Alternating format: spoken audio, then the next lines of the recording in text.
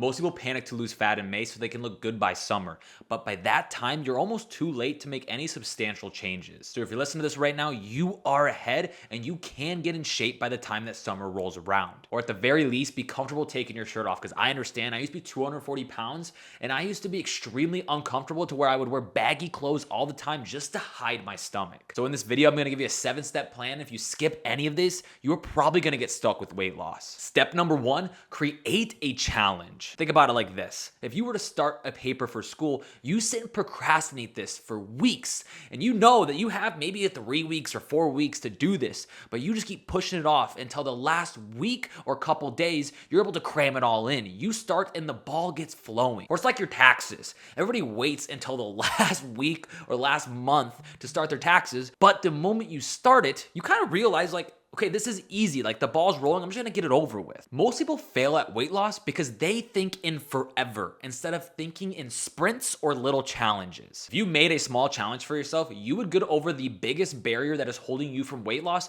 which is starting. The hard part is not continuing to move on. Yeah, consistency is extremely difficult and it takes a process, which we're gonna go over today, but the hardest part is getting the ball rolling. This is the you not starting your taxes, the you not starting your paper. I want to show you the power of what a challenge is. Look at this note card here. On this note card, I wrote down 30 boxes. So I made a 30-day challenge for myself. And this was back in like July, I believe. I made this challenge for myself where I was gonna create 10 TikToks every single day. And I had no choice but to do this for 30 days straight. You can even look on this as well. There is like a few boxes that weren't checked off because as I got towards the end of the challenge, I just kept doing it. I did it for the next 2 months, I believe. And to this day, I'm still posting consistently.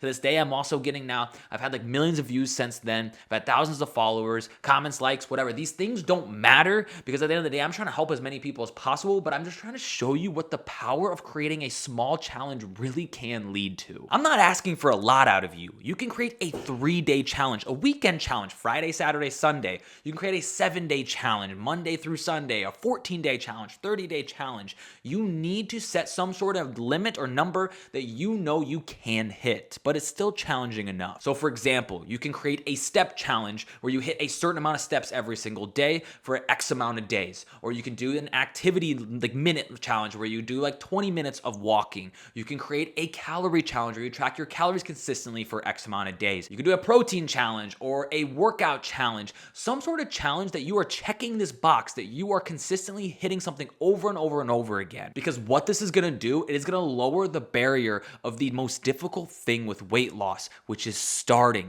And once you start, you're going to realize you're going to get a ton more results, and you're going to realize it's not as hard as you make it out to be. But even if you do a challenge perfectly, it does not matter if it doesn't fit your life. Which leads me into step 2, audit your life. You're always thinking about the next thing in your life. When you're at dinner, you're thinking about when you're going to get home. When you're at work on a Wednesday afternoon, you're thinking about when the weekend is, when the weekend's here. You're sitting there dreading Sunday night because you don't want to go to work over the next week. You're constantly living in this state of what's next? What's next? I need you to slow down and really think about your life. Think about what are your biggest struggles in your life? What does your life really look like? What are your time commitments? What are the things that are causing you the most struggle? Maybe you're a single parent and you have a kid that is demanding a lot of time. Is it realistic for you to go crazy all in on your fitness? It might not be at that time, but that doesn't mean you can't do something. So this is what I want you to do, either in the notes app on your phone or you're gonna write this down. I want you to write down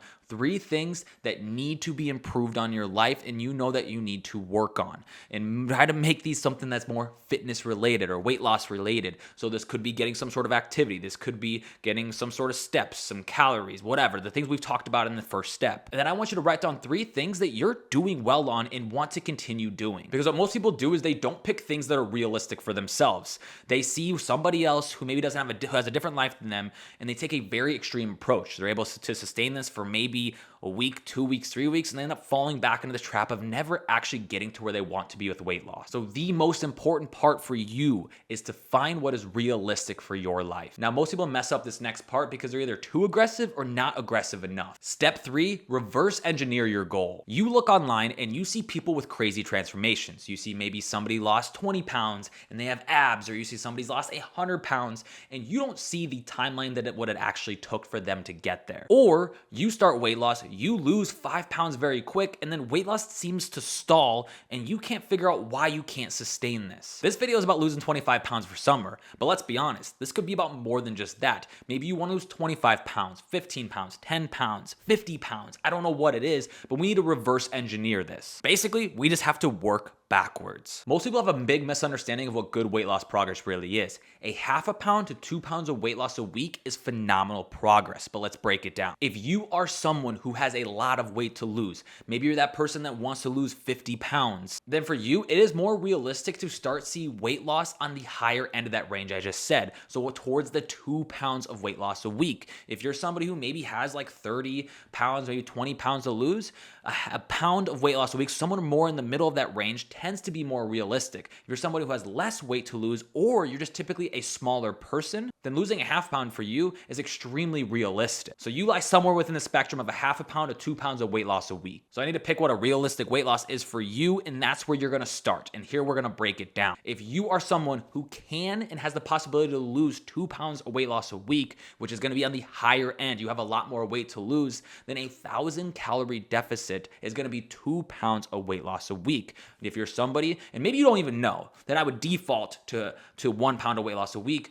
So if you're somebody who is this person, maybe you have not as much to lose, you have 25 pounds to lose for summer, then what I want you to do, you're gonna start aiming for a pound of weight loss a week, which is gonna be a 500 calorie deficit. If you're someone who has less weight to lose or someone who is smaller, then start aiming for a lower amount, which is gonna be roughly a half a pound of weight loss a week, which is gonna be a 250 calorie deficit. So now you know if maybe your goal is to lose 10 pounds and you're trying to lose 1 pound of weight loss a week, you know it's going to take you 10 weeks. This is how you create a realistic timeline of what your goal is going to look like, because most people have unrealistic expectations. They expect to lose 5 pounds of weight loss a week. They see somebody's transformation online and they think they should be losing weight fast, when in reality, you don't know how long it actually took that person. These numbers I just told you is what is realistic progress. Because if you don't take this realistic approach, you are going to go back to constantly repeating this cycle of weight loss. Now that you know your timeline, we need to build a system that actually gets you there. Step 4, design your calorie blueprint. People ask me all the time, what is the best calorie calculator to use? I've tried so many different calorie calculators and they all give me different numbers.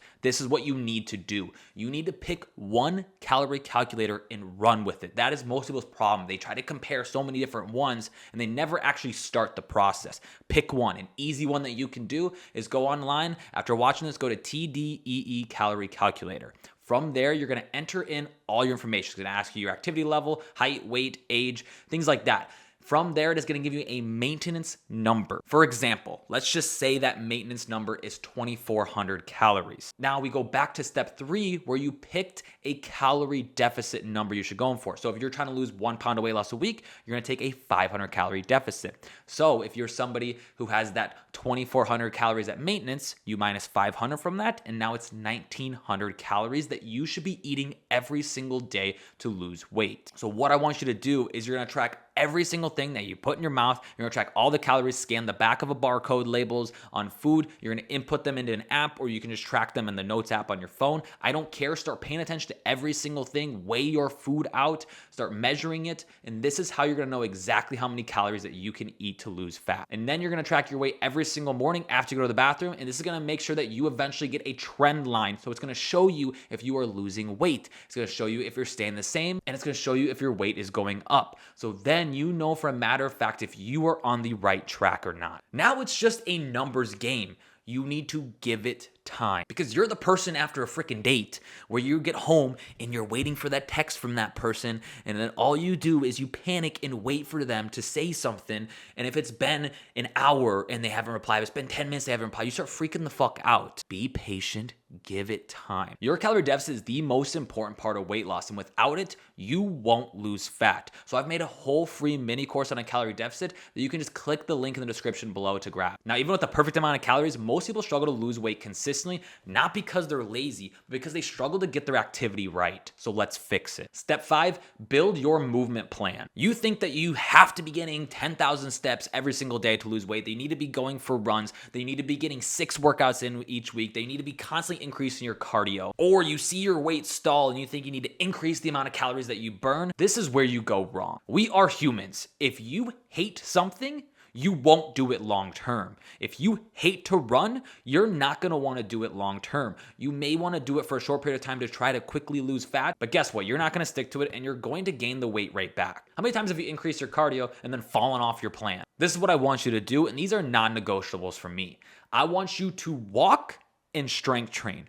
Walking, I want you to set some sort of step goal. It doesn't have to be 10,000 steps. I want it to be 2,000 to 3,000 more than you are currently doing. So I want this to be challenging enough for you, but also attainable and realistic like we've talked about. And then when you can consistently hit that number, try to bump it up a little bit more. Obviously, the more steps that you get, weight loss is going to be easier. But once again, it needs to be realistic and attainable. Next, I want you strength training 2 to 3 times a week doing full body workouts. Strength training is a non-negotiable for me because it's gonna help improve your joints. It's gonna help improve bone density. It's gonna help improve how you feel and move. It's gonna help increase your body composition. So you're going to look better when you lose weight. You're not gonna have that skinny fat look. Strength training is one of the best things that you can be doing for your health and fitness. And a lot of people end up liking it way more than doing a ton of cardio. Now you could have the perfect workouts and still fail because this next part is where people lose control, especially at night. Step number 6, fix your hunger and cravings. Stop grabbing a snack late at night, which leads to you overeating a ton and feeling guilty from this. Or coming home from a long, exhausting day of work, you're pissed off, the last thing you want to do is eat healthy, so you go and grab that snack. This is how you're going to fix this. You need to eat more fiber and protein. These are non-negotiable things for me. Quit going for the next hunger hack if you're not nailing these basic things. What I want you to do is you're going to take your goal body weight times 0.8, and that is going to give you the amount of grams to eat in protein every single day. If that number seems way too high, start increasing it 10 to 20 grams. When you get consistent at this, continue to bump it up. And then next, I want you increasing your fiber to roughly 20 to 30 grams every single